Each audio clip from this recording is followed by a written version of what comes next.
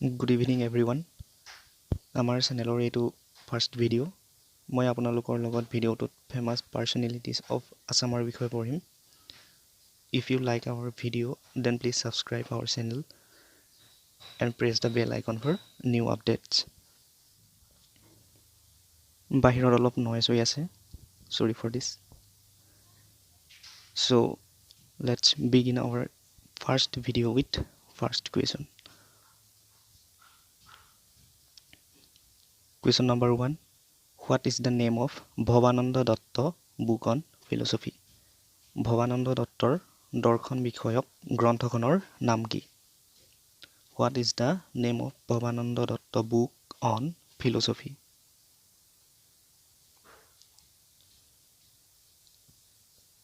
Option A. Philosophy in India. B. Drishti and Philosophy. C. Rajpath. D. A and B both. What is the correct answer?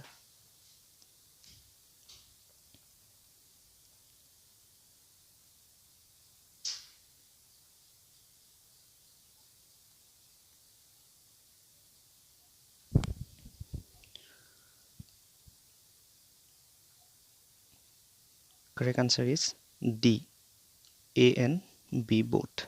Philosophy in India, Drishti and Philosophy দুয়োখনেই ভৱানন্দ দত্তৰ দৰ্শন বিষয়ক গ্ৰন্থ আছিল। আৰু option C ৰাজপথ কি আছিল? ভৱানন্দ দত্তৰ এটি কবিতা আছিল। Okay, next. Under what pseudonym was the poem Rajpath written by Bhavananda Datta?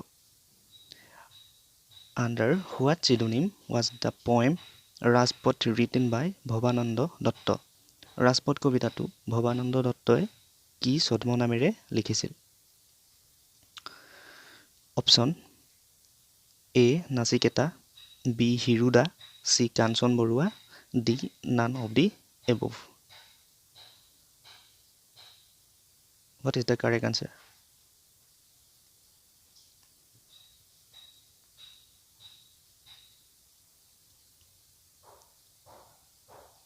Correct answer is A. Nachiketa. আৰু যদি হিৰুদাৰ বিষয়ে চাওঁ, হিৰুদা কাৰ ছদ্ম নাম আছিল? হিৰুদা হীৰেণ ভট্টাচাৰ্যৰ ছদ্ম নাম আছিল। আৰু কাঞ্চন বৰুৱা ভুৱন মোহন বৰুৱাৰ ছদ্ম নাম আছিল। ইয়াত উল্লেখ কৰি দিছোঁ, চাই ল'ব পাৰিব। হিৰুদা হীৰেণ ভট্টাচাৰ্যৰ ছদ্ম নাম আছিল আৰু কাঞ্চন বৰুৱা ভুৱন মোহন বৰুৱাৰ ছদ্ম নাম আছিল। নেক্সট, মেটছ দ্য ফলোয়িং, ইটোৰ লগত সিটো মিলোৱা।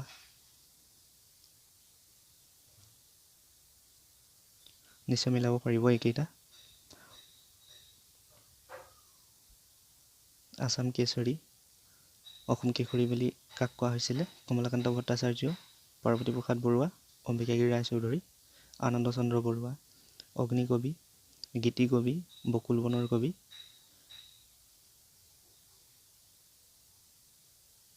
আসাম কেশৰী বুলি অম্বিকাগিৰি ৰায়চৌধুৰীক কোৱা হৈছিল। অগ্নিকবি বুলি কোৱা হৈছিল কমলাকান্ত ভট্টাচাৰ্যক। গীতিকবি বুলি কোৱা হৈছিল পাৰ্বতী প্ৰসাদ বৰুৱা। আৰু বকুল বনৰ কবি বুলি কোৱা হৈছিল আনন্দ চন্দ্ৰ বৰুৱা। নেক্সট, হু এৱাৰ্ডেড বাই আসাম ভেলী এৱাৰ্ড ফাৰ্ষ্ট? কোনে প্ৰথম অসম উপত্যকা বঁটা লাভ কৰিছিল? হয়তো আমি সকলোৱে জানো, হয়নে? Option A Jatindranath Duwara, B Bhabendranath Saikia, C Jyotiprasad Agarwala, D Hemchandra Goswami. What is the correct answer?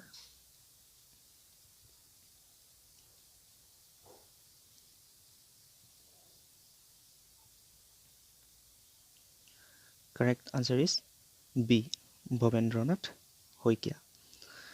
Bhabendranath শইকীয়াই কেতিয়া এই বঁটা লাভ কৰিছিল? 1990 চনত, আৰু তেওঁ প্ৰথম আছিল। আৰু যতীন্দ্ৰনাথ দুৱৰাৰ বিষয়ে যদি চাওঁ, যতীন্দ্ৰনাথ দুৱৰাই প্ৰথম সাহিত্য একাডেমী বঁটা পাইছিল, হয়নে? 1955 চনত বনফুলৰ বাবে সাহিত্য একাডেমি বঁটা পাইছিল। আৰু জ্যোতিপ্ৰসাদ আগৰৱালা প্ৰথম চলচ্চিত্ৰ নিৰ্মাতা আছিল, জয়মতী নিৰ্মাণ কৰিছিল 1935 চনত। আৰু হেমচন্দ্ৰ গোস্বামী প্ৰথম অসমীয়া অভিধান প্ৰণেতা আছিল, হয়নে? হেমকোষ প্ৰকাশ কৰিছিল 1900 চনত। Next, who gave Bhupen Hazarika the title of Sudhakantha? Who gave Bhupen Hazarika the title of Sudhakantha? Bhupen হাজৰিকাক কোনে সুধাকণ্ঠ উপাধি দিছিল? অপশ্যন আছে, A Sarvepalli Radhakrishnan, B Atul Chandra Hazarika, C Mahadev Sharma, D none of the above. শুদ্ধ উত্তৰটো কি হ'ব? What is the correct answer?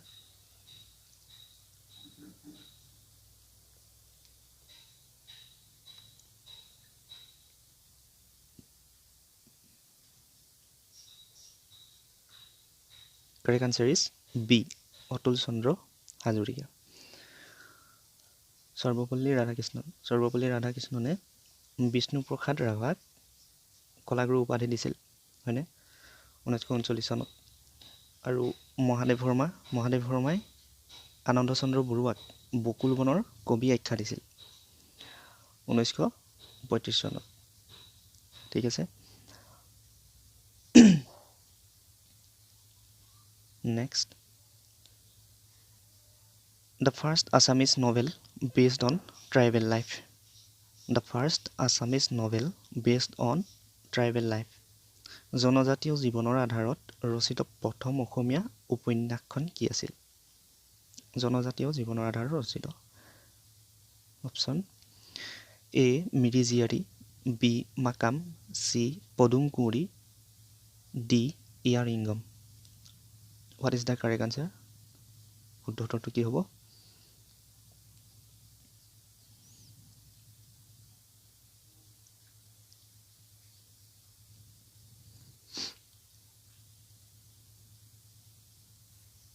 Correct answer is option A, Miri জীয়াৰী।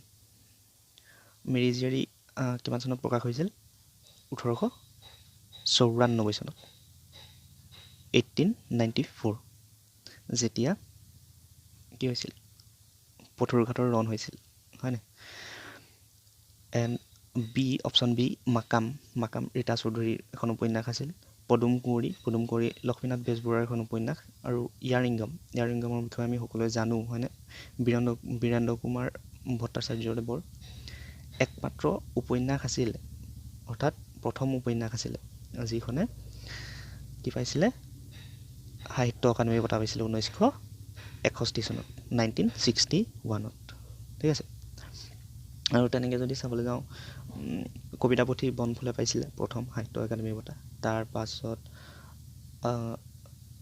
সৌৰভ কুমাৰ চলিহাৰ গোলামে পাইছিলে প্ৰথম চুটি গল্প, হয়নে?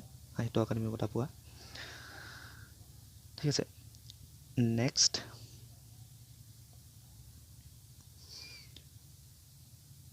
who is the first Assamese to win the Jnanpith award? Jnanpith বঁটা বিজয়ী প্ৰথম অসমীয়া কোন? Who is the first Assamese to win the Jnanpith award? Option A Bhupen Hazarika, option B Birendra Kumar Bhattacharya, C Nilmani Phukan, D Lakshminandan Bora. What is the correct answer?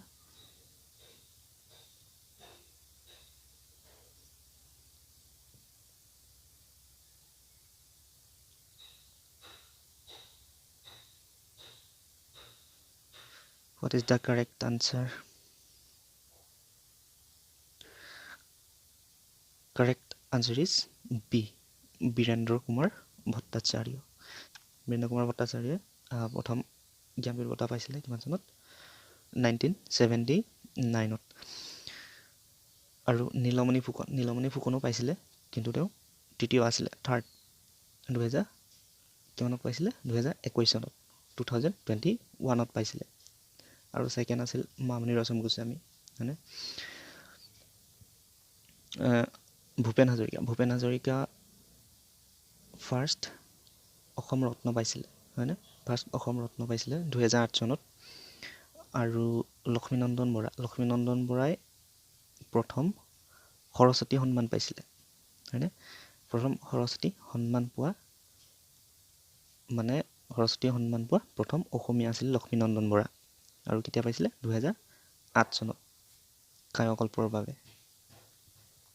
2024 চনত 2024ত কোনে কোনে জ্ঞানপীঠ বঁটা লাভ কৰিছিলে কমেণ্টত জনাই দিব এবাৰ। Next, which novel not written by Bhabendranath Saikia?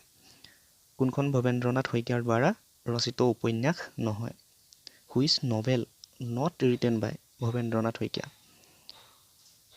Option A Antareep, B Sendur, C Ramyabhumi, D আতংকৰ শেষত। What is the correct answer?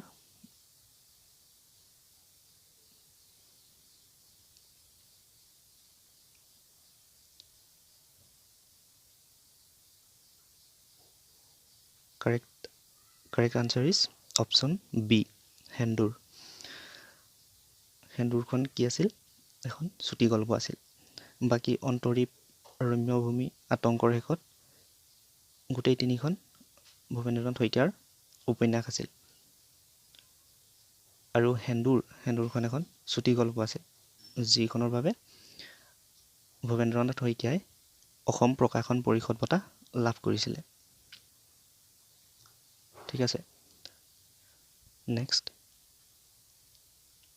Where did Jyotiprasad Agarwala train in film direction? Where did Jyotiprasad Agarwala train in film direction? Jyotiprasad আগৰৱালাই ক'ত কথাছবি পৰিচালনাৰ প্ৰশিক্ষণ লৈছিল? Option A America, B London, C Germany, D Russia. What is the correct answer?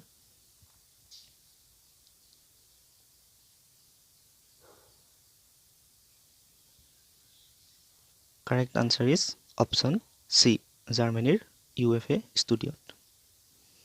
Next,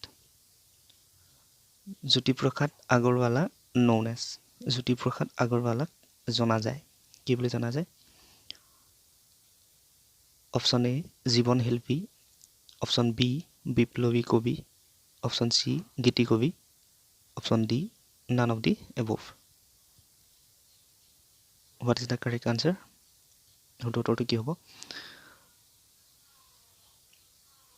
ইয়াৰ উত্তৰটো আপোনালোকে কমেণ্টত জনাব, আপোনালোকৰ homework.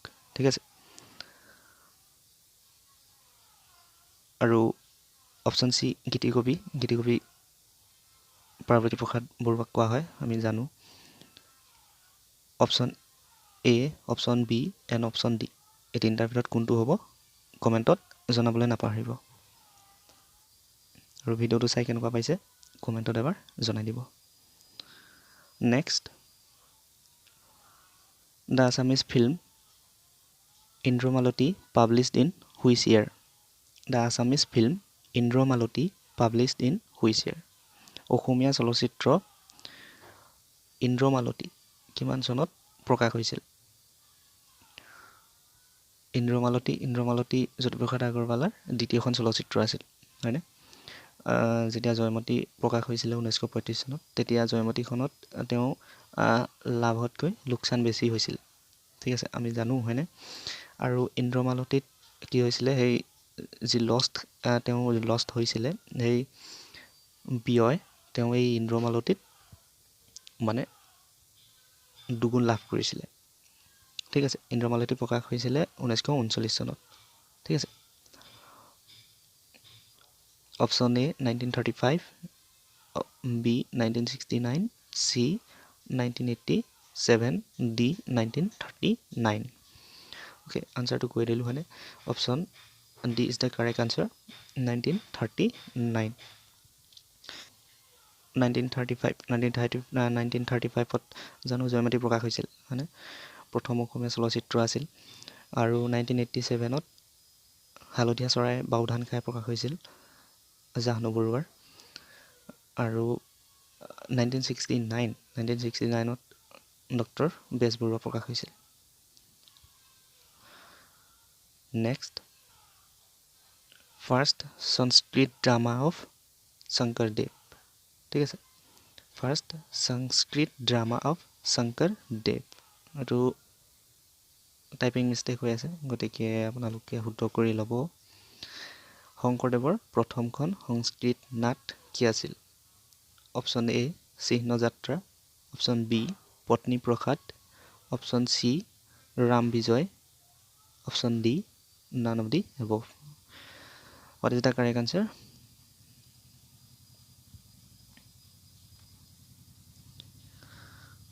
Correct answer is Chihna Yatra, হয়নে? চিহ্ন যাত্ৰা নহয়, correct answer is B, option B Patni প্ৰসাদ।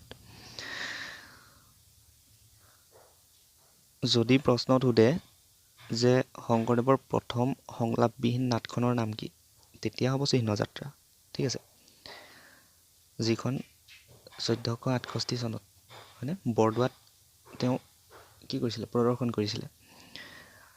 আৰু ৰাম বিজয় কি আছিল? ৰাম বিজয় শংকৰদেৱৰ শেষৰখন নাট আছিল, ঠিক আছে। গতিকে চাই ল'ব পাৰিব, Chihna Yatra first Sanskrit drama without dialogue, মানে সংলাপবিহীন আছিল। আৰু ৰাম বিজয়খন last Sanskrit drama of Sankardev last আছিল। আজিলৈ এইকেইটাই আছিল। গতিকে ভিডিঅ'টো ভাল পালে এটা লাইক কৰি দিব, আৰু চেনেলটোলৈ যদি নতুনকৈ আহিছে তেতিয়া চেনেলটো ছাবস্ক্ৰাইব কৰিবলৈ নাপাহৰিব। আৰু ভিডিঅ'টো কেনেকুৱা পালে কমেণ্টত নিশ্চয় জনাব।